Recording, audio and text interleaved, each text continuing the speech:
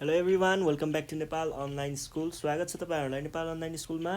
हामी ID based learning प्लेटफर्ममा पढ्दैछौँ र यो पढ्ने क्रममा चाहिँ हामी ग्रेड 8को अथवा क्लास 8को कम्पलसरी म्याथमेटिक्स भन्ने सब्जेक्ट पढिरहेको छौँ।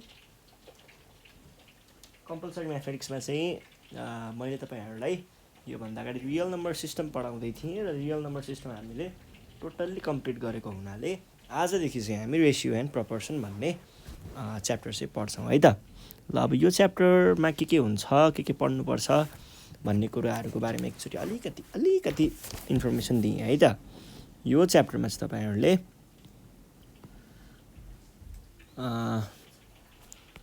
एउटा भनेको तपाईँहरूले यो च्याप्टरमा पढ्नुपर्ने रेसियो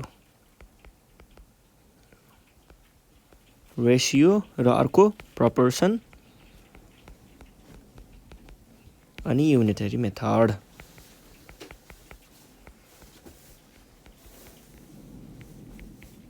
यति कुराहरू चाहिँ तपाईँहरूले यो च्याप्टरभित्र पढ्नुहुन्छ है। र आज चाहिँ हामी फर्स्ट पोर्सन रेसियो सुरु गर्छौँ।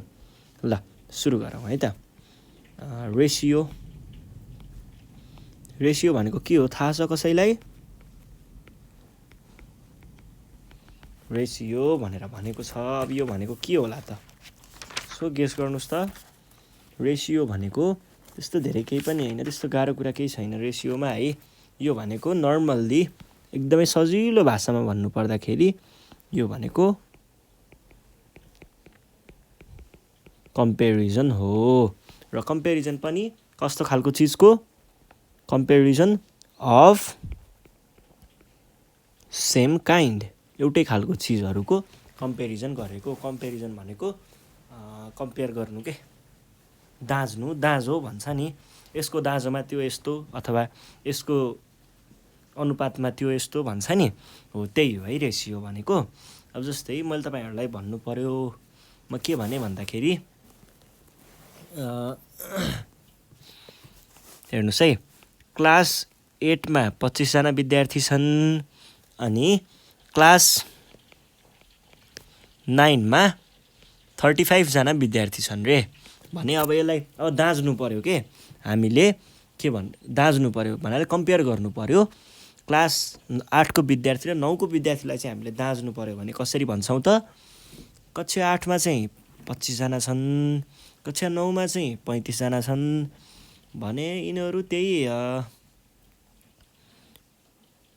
5:7 को रेसियोमा रहेछन् यिनीहरू विद्यार्थीहरू भनेर भनिन्छ नि। हो त्यो चाहिँ के हो त? 5:7 भनेको नै हाम्रो कम्पेरिजन हो। जस्तै यसलाई मैले लेख्नु पर्दाखेरि कसरी लेख्छु त? रेसियो अफ स्टुडेन्ट्स अफ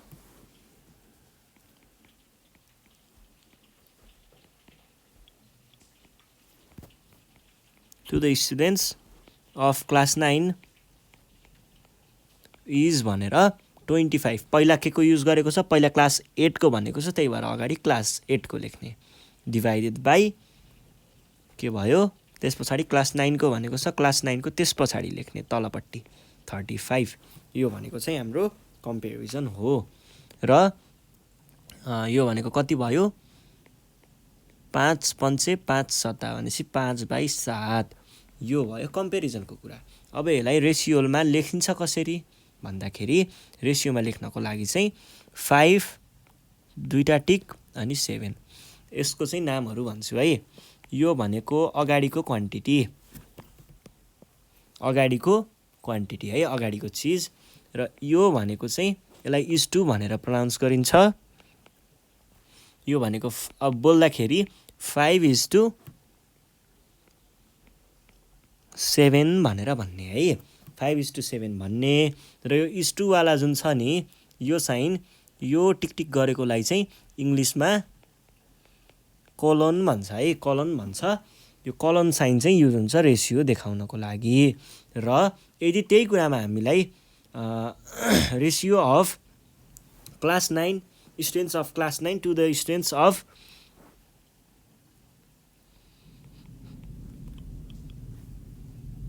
पहिला क्लास 9 को दिएर क्लास 8 को दिएको भए त्यो भनेको 7/5 हुन्थ्यो।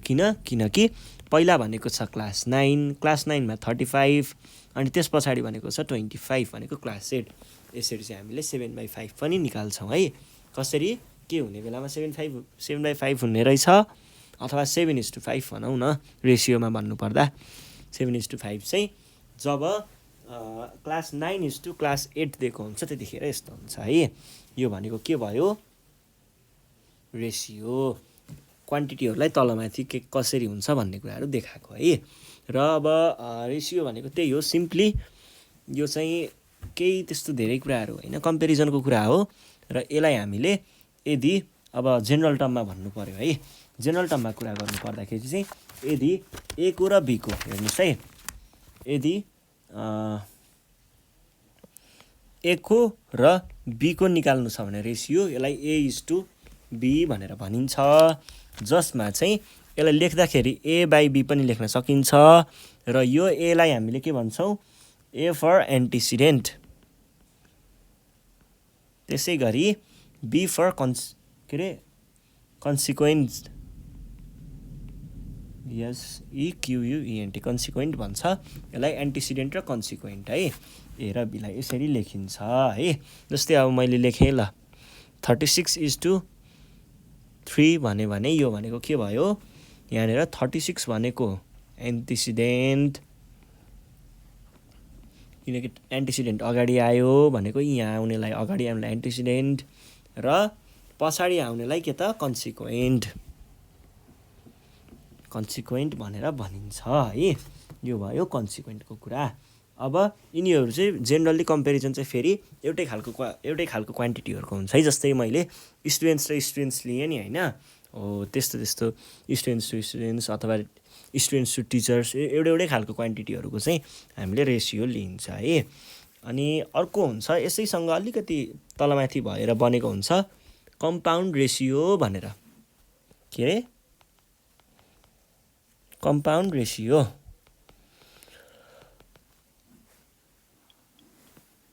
यो भनेको चाहिँ यस्तो खालको रेसियो हो जुन चाहिँ केबाट फर्म हुन्छ, दुईवटा रेसियोहरूलाई मल्टिप्लाई गर्दा फर्म हुने रेसियोलाई हामीले कम्पाउन्ड रेसियो। कम्पाउन्ड भनेको के हो, मिश्रित होइन, मिसिएको अथवा दुई या दुईभन्दा बढी चिजहरू मिसियो भने त्यसलाई हामीले कम्पाउन्ड भन्छौँ। र यहाँनिर दुईवटा अथवा दुईभन्दा बढी रेसियोहरूको मल्टिप्लिकेसन हुँदाखेरि चाहिँ त्यस्तो खालको रेसियोलाई चाहिँ हामीले कम्पाउन्ड रेसियो भनेर भन्ने गरिन्छ है त। अब जस्तै इक्जाम्पलको लागि A:B भन्ने एउटा रेसियो छ अनि अर्को रेसियो छ C:D भने यसको कम्पाउन्ड रेसियो कति आउने भयो, दुईटालाई ठ्याक्क मल्टिप्लाई गर्ने, A:B इन्टु C:D भनेको के भयो A/B इन्टु C/D भनेको AC:BD। यो हुन्छ हाम्रो कम्पाउन्ड रेसियो है। यही हो कम्पाउन्ड रेसियोको बारेमा, त्यस्तो धेरै सोच्नु पनि पर्दैन है। ल यो भइसके पछाडि अब हामी यसको 2-4वटा इक्जाम्पल हेरौँ। इक्जाम्पल के को हेरौँ भन्दाखेरि हामी रेसियोको इक्जाम्पलहरू 1-2वटा नर्मल रेसियो र कम्पाउन्ड रेसियोको इक्जाम्पलहरू म तपाईँहरूलाई देखाउँछु है त्यो 1-2वटा। अब जस्तै इक्जाम्पल लिउँ, मैले बुकबाटै लिएँ है example. Find the ratio of 250 gram and 1 kg and reduce it to the lowest term. Reduce it to the lowest टर्ममा रिड्युस गर्नुहोस्। अब यो भन्न खोजेको चाहिँ के भन्दाखेरि नि, हाम्रो 250 ग्राम र 1 kgलाई चाहिँ हामीले रेसियोमा देखाउनु पर्ने। अब के गर्न सकिन्छ, एउटा ग्राममा छ एउटा केजीमा छ, वान काइन्ड भनेको चाहिँ एउटै काइन्डमा चेन्ज गर्नु पर्यो। केजीलाई हामीले ग्राममा चेन्ज गर्न सकिन्छ नि होइन। भनेको 1 kg भनेको कति हो, अब यसलाई एन्सर दिँदा कसरी दिने भन्दाखेरि वी नो 1 kg भनेको कति हो 1000 ग्राम हो। देन रेसियो अफ पहिला के भनेको छ 250 kg, 250 ग्राम एन्ड 1 kgलाई मैले के भने 100 ग्राम 1000 ग्राम भने। यो भयो भने reduce it to the lowest term is equals to कि रेसियो भनेको अगाडि जे लेख्यो त्यसलाई पहिला लेख्ने अनि पछाडि जे लेख्यो त्यसलाई पछि लेख्ने। रेसियोको कहिल्यै पनि युनिट हुँदैन है, रेसियोको कहिल्यै पनि युनिट हुँदैन। भनेपछि यो ग्राम र यो ग्राम काटियो, यो 250 टाइम्स 4 भनेको 1000 हो भनेपछि 1/4 आयो। यो 1/4 लाई लेख्दा कसरी लेख्ने, लेख्दाखेरि 1:4 भनेर लेख्ने है, र यो नै हाम्रो एन्सर भयो। ल ठिक छ है। यसरी चाहिँ हामीले रेसियोहरू पत्ता लगाउन सकिन्छ। ल जस्तै अब कहिलेकाहीँ क्वेसनले के भनिदिन्छ भन्दाखेरि कम्पाउन्ड रेसियोको बारेमा एकचोटि हेरौँ। फाइन्ड द कम्पाउन्ड रेसियो भनेर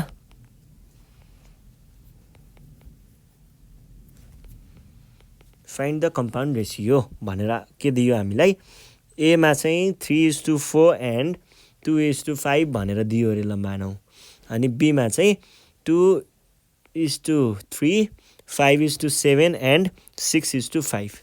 अब यस्तो छ भने के गर्ने, एन्टिसिडेन्ट एन्टिसिडेन्ट एन्टिसिडेन्ट भनेको के हो, एन्टिसिडेन्ट भनेको अगाडिकोलाई मल्टिप्लाई गर्ने। पहिला सुरुमा 3:4 एन्ड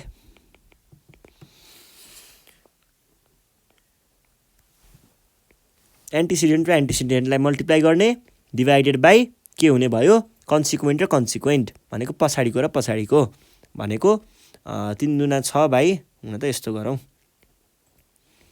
2 दुना भने पछाडि 3/10 भनेको हाम्रो यसको एन्सर भयो। यसलाई रेसियोको टर्ममा लेख्दा कसरी लेख्ने, 3:10 यसरी लेख्ने है।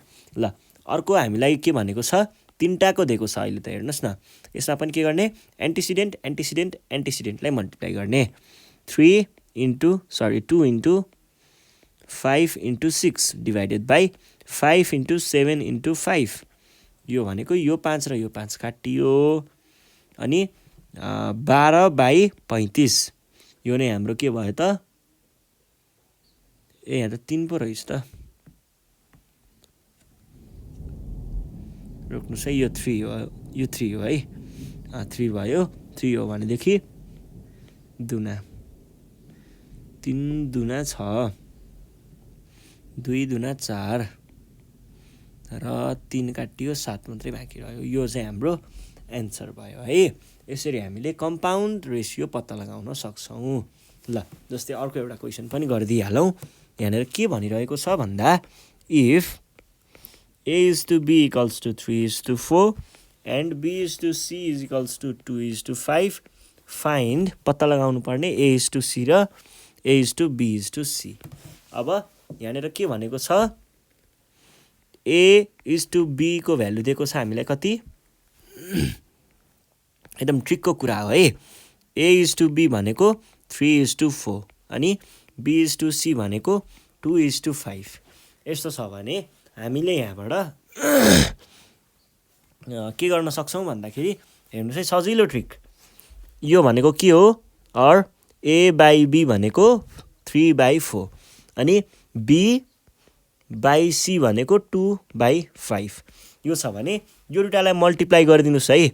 हेर्नुहोस् है एकछिन, मल्टिप्लाई गरियो भने के हुन्छ, जस्तै मैले के भने, लेट सेट परेन, डाइरेक्ट मल्टिप्लाई गरिदिउँ। A/B × B/C हेर्नुहोस् है, मैले इजिकल्स टु भन्दा अगाडिको र इजिकल्स टु भन्दा अगाडिकोलाई मल्टिप्लाई गरेँ भने अब इजिकल्स टु भन्दा पछाडिको दुइटालाई पनि मल्टिप्लाई गर्नु पर्यो। 3/4 × 2/5। अब के हुने भयो, यो बी र यो बी क्यान्सल, 2 र 2 यो भयो है। यसलाई हामीले के भन्छौँ, A/C or A/C = 3/10। यसरी हामीले A/C को भ्यालु निकाल्न सकिन्छ है। ल यो भयो। अब अर्को तरिका भनेको हामीलाई के निकाल्नु पर्ने छ, B/C निकाल्नु पर्ने हो, A/B/C। यसको लागि चाहिँ हामीले कसरी गर्न सकिन्छ होला भन्दाखेरि, रोक्नुहोस् है, A/B भनेको त्यो भयो,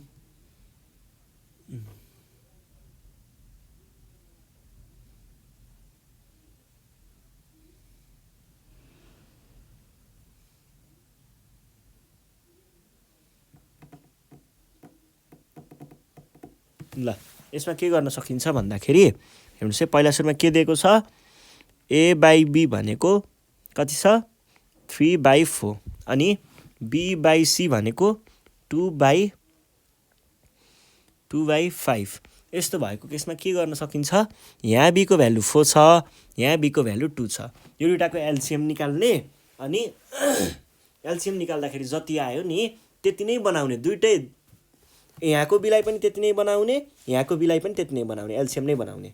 अब 2 र 4 को एलसिएम कति हुन्छ, 4 हुन्छ। त्यसो भए A/B लाई पनि यो बीलाई 4 बनाउनु पर्यो, यो पहिल्यै 4 छ ठिक छ, यसलाई पनि 4 बनाउनु पर्यो।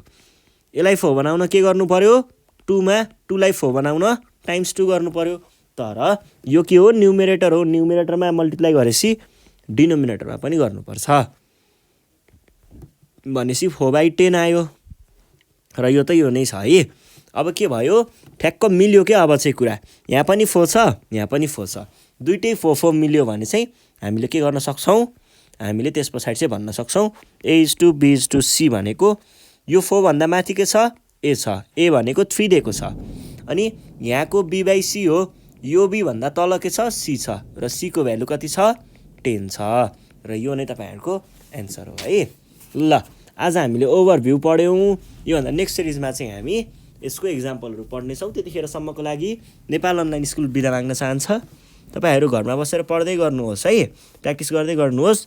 प्र्याक्टिस गर्ने क्रममा केही प्रब्लम आयो भने हामीलाई सम्पर्क गर्न सक्नुहुन्छ 98 495 95 895, अथवा टिप्न गाह्रो भयो भने 98495 95895 मा कन्ट्याक्ट गरेर आफ्नो प्रब्लम चाहिँ हामीलाई सुनाउन सक्नुहुन्छ। केही कुरामा सल्भ गर्दा गाह्रो भयो भने पनि फोन गरेर भन्न सक्नुहुन्छ। यति भन्दै म आज बिदा माग्न चाहन्छु। साथीहरूलाई भिडियो सेयर गर्दै गर्नु होला र सब्सक्राइब गर्न नबिर्सिनु होला है त। धन्यवाद।